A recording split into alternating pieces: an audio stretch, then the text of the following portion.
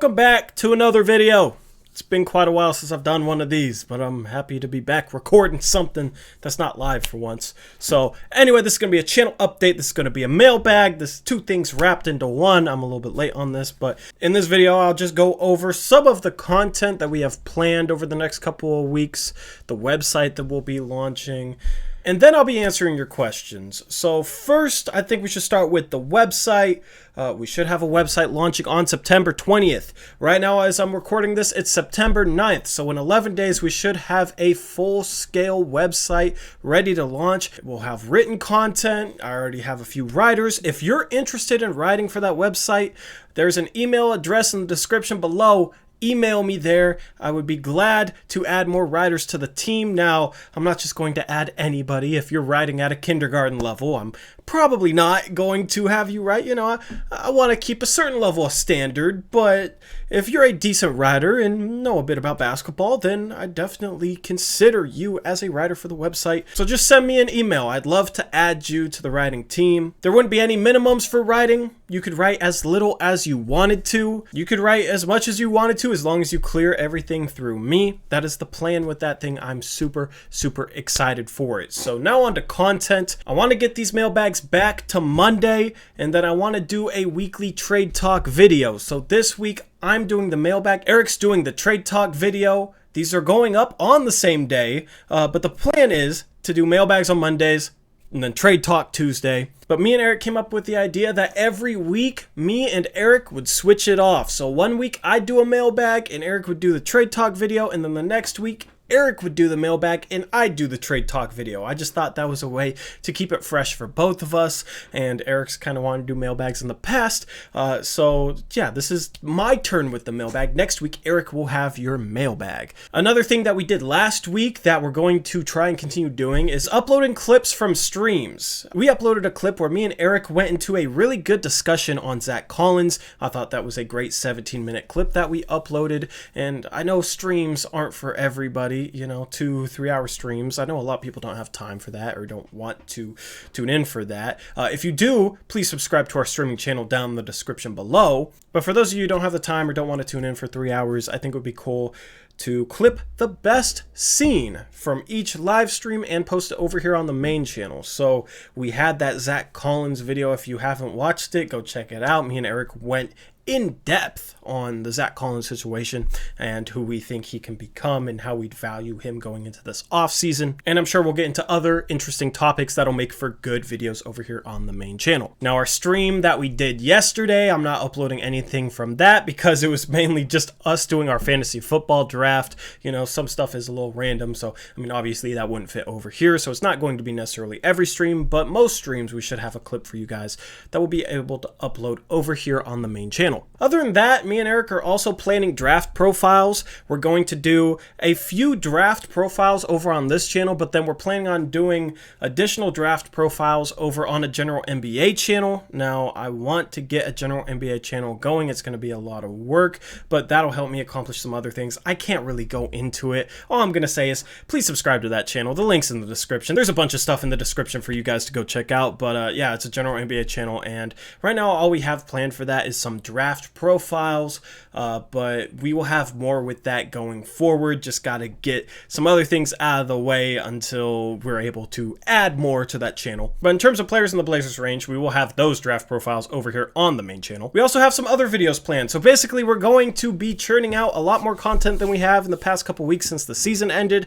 I'm going to be doing a lot more video stuff than I've been doing since, I don't know, the last video I made was the Pelicans video, talking about how the Pelicans got such an easy schedule and the Blazers got screwed in terms of their schedule, and how the NBA was just trying to chauffeur the Pelicans into the NBA playoffs. And what's crazy, we all know how that turned out. Blazers ended up getting it done.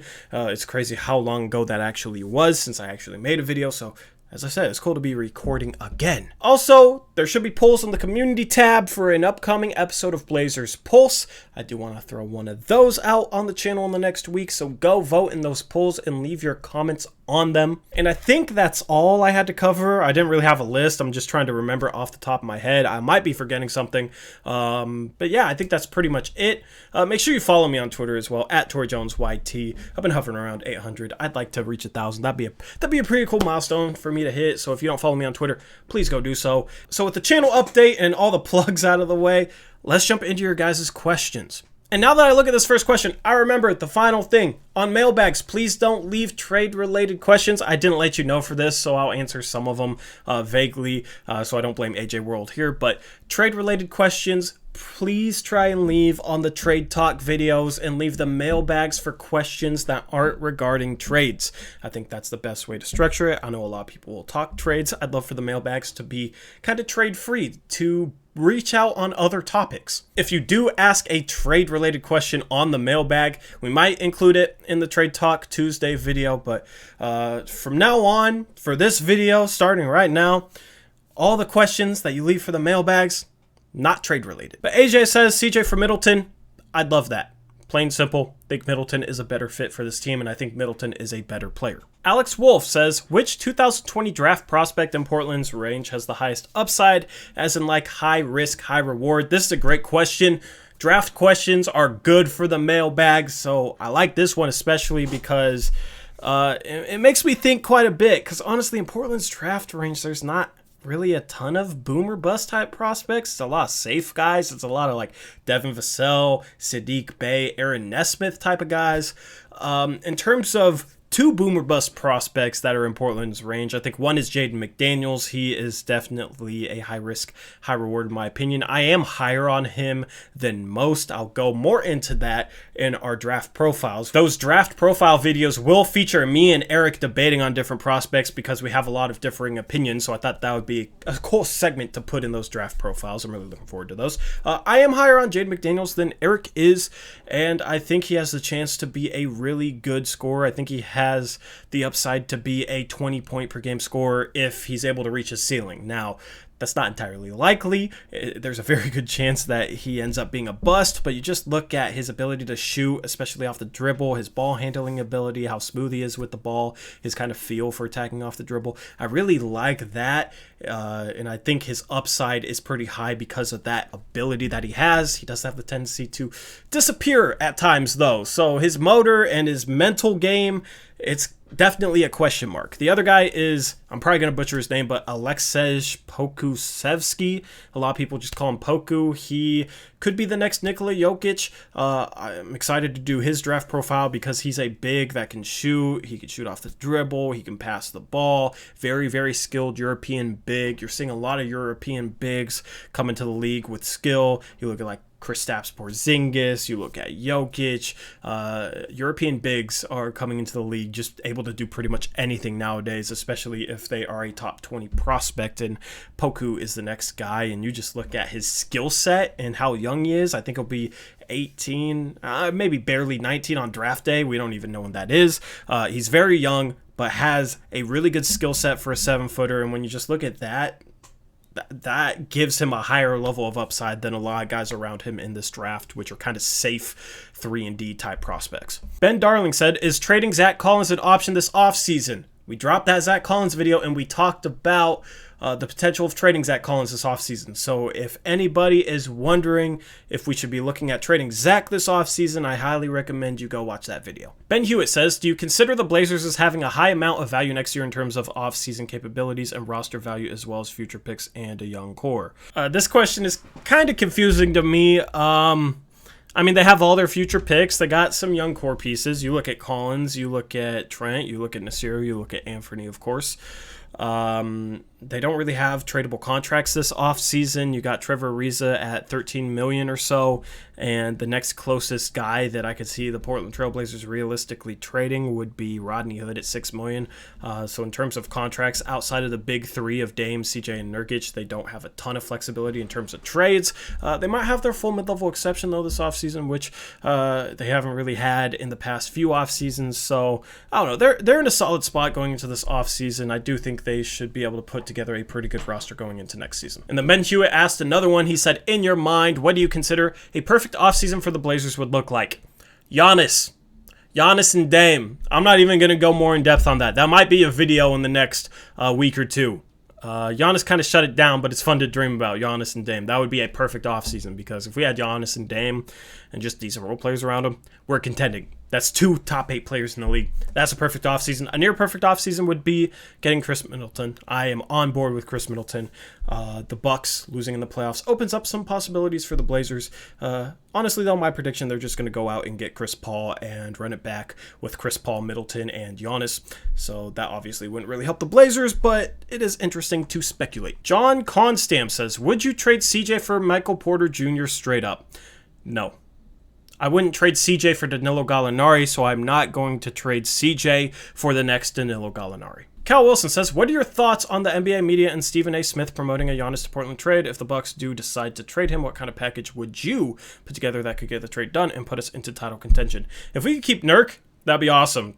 We'd probably have to do CJ, Trent, Collins, Simons, Nasir Little, our 16th pick, our 2021 first-round pick, our 2023 first-round pick, and our 2025 or 2026 first-round pick. So that's 4 first-round picks, 4 young prospects, and CJ McCollum. I think maybe you could get your foot in the door. I think maybe Milwaukee would consider that if they were looking to move Giannis.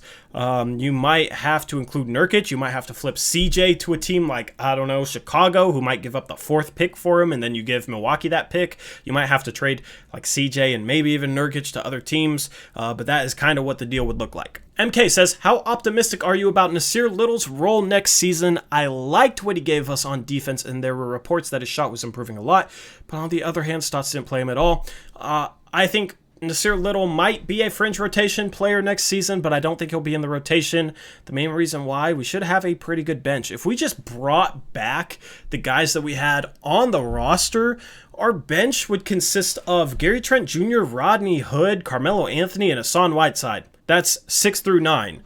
And with how talented that lineup would be, there wouldn't be any minutes left over for a 10th guy, and that could be Anthony. You know, that could be Anthony, that could be Wenyen. That could be Nasir Little. So I mean, maybe if somebody gets hurt, maybe if we consolidate some of those pieces, either way, even if it's not Whiteside and Melo coming back, we will have a traded player exception. We will have the 16th pick in the draft.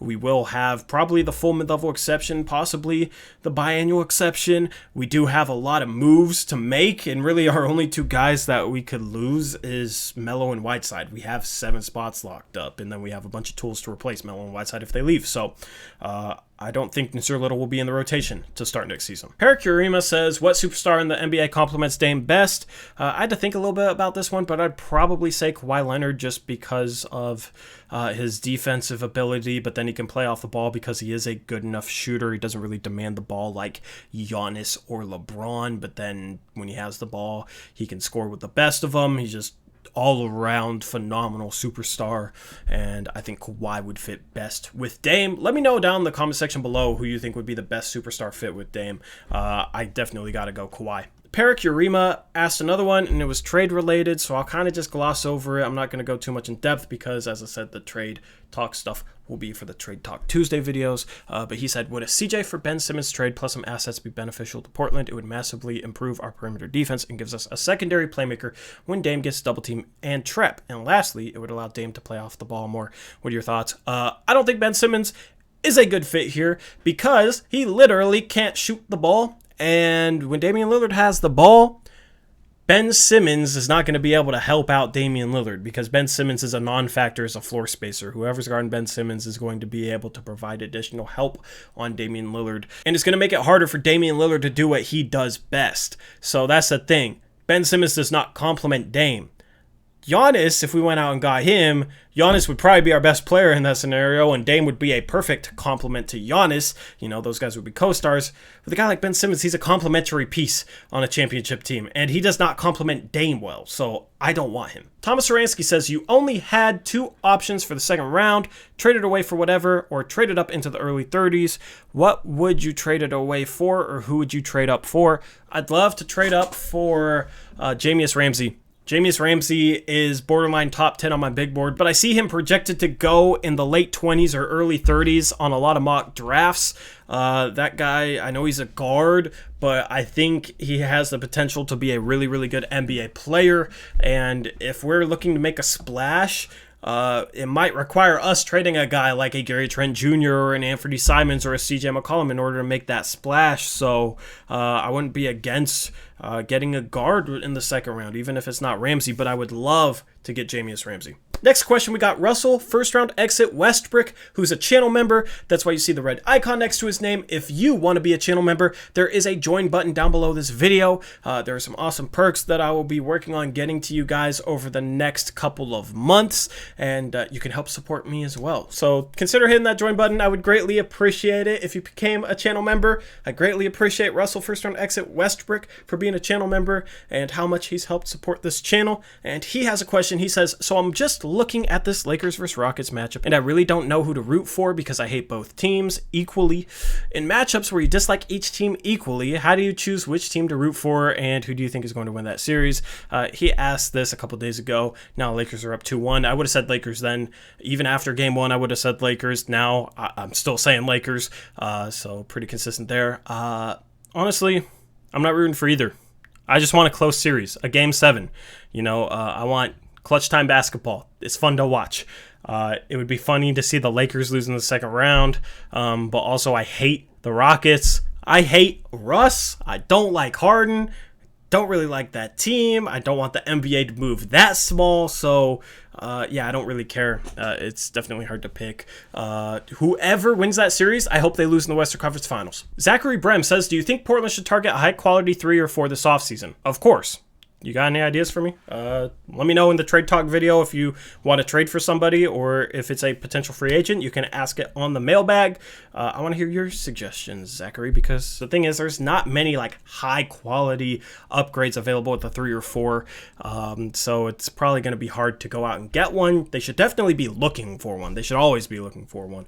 But I don't really expect it, and I won't really be pissed off at Olshey or anything if he doesn't make it happen because there's not really many options available in terms of high-quality 3s or 4s. So anyway, that wraps up this mailbag. That wraps up this channel update. Let me know what you guys think about what we have coming up for the channel. If you have any ideas that we can do with this channel, not just necessarily in terms of content, but in terms of just things we can do regarding the platform, things we can do regarding the website, let me know down in the comment section below. Also, if you have a non-trade related question, leave it down there as well. If you have a trade related question, go leave it on Eric's video, which if it's not out by now, should be out very, very shortly. So yeah, trade related questions will be over there. Free agency, draft, any other types of questions, leave them down below this video. I don't know why I went out of focus. I was worried. But anyway, that wraps up this video. So thank you guys for watching. I hope you guys enjoyed, and I'll catch you later. As always, peace out. Go Blazers.